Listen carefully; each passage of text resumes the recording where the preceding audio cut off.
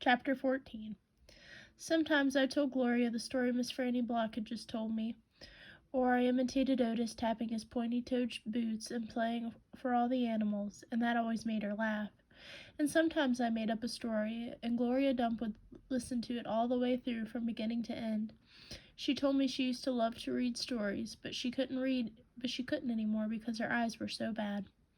"Can't you get some really strong glasses?" I asked her. "Child," she said, "they don't make glasses strong enough for these eyes." One day, when the storytelling was done, I decided to tell Gloria that Otis was a criminal. I thought maybe I should tell an adult about it, and Gloria was the best adult I knew. "Gloria," I said. "Mm-hmm," she said back. "You know Otis?" "I don't know him, but I know what you tell me about him." "Well, he's a criminal. He's been in jail. Do you think I should be afraid of him?" "What for?" "I don't know. For doing bad things, I guess. For being in jail." "Child," said Gloria, "let me show you something." She got up from her chair real slow and took hold of my arm. "Let's the two of us walk all the way to the back of this yard." "Okay," I said. We walked, and Winn-Dixie followed right behind us. It was a huge yard, and I had never been all the way back in it. Then we got to a big old tree. We stopped. "Look at this tree," Gloria said. I looked up. There were bottles hanging from just about every branch. There were whiskey bottles and beer bottles and wine bottles all tied on with a string, and some of them were clanking against each other, making a spooky kind of sound. Me and Winn-Dixie stood there, and stared up at the tree, and the hair on the top of his head rose up a little, and he growled deep in his throat. Gloria Dump pointed her cane at the tree. "What do you think about this tree?" I said, "I don't know. Why are all those bottles on it?" "To keep the ghosts away," Gloria said. "What ghosts?" "The ghost of all the wrongs I done, or all the things I've done wrong." I looked at all the bottles on the tree. "You did that many things wrong?" I asked her. "Mm-hmm," said Gloria. "More than that." "But you're the nicest person I know," I told her.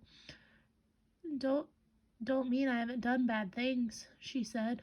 "There's whiskey bottles on there," I told her, "and beer bottles." "Child," said Gloria Dump, "I know that.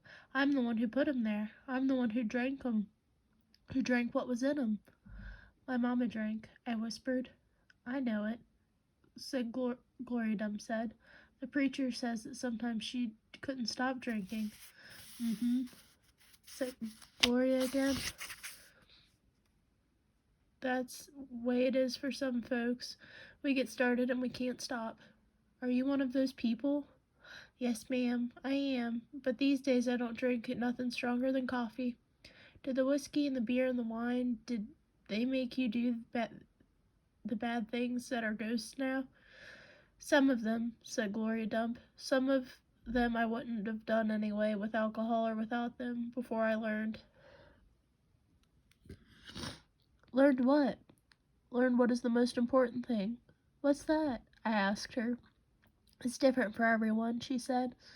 You find out on your own, but in the meantime, you got to remember you can't always judge people by the things they done, and you got to judge them by what they are doing now.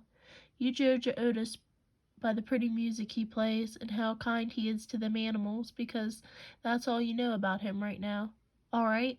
"Yes, ma'am," I said. "And them Dewberry boys, you try not to judge them too harsh either, all right?" "All right," I said. "All right, then," said Gloria Dump, and she turned and started walking away. Winn-Dixie nudged me with his wet nose and wagged his tail. When he saw I wasn't going, he trotted after Gloria. I stayed where I was and studied the tree. I wondered if my mama, wherever she was, had a tree full of bottles, and I wonder if I was a ghost to her the same way she sometimes seemed like a ghost to me.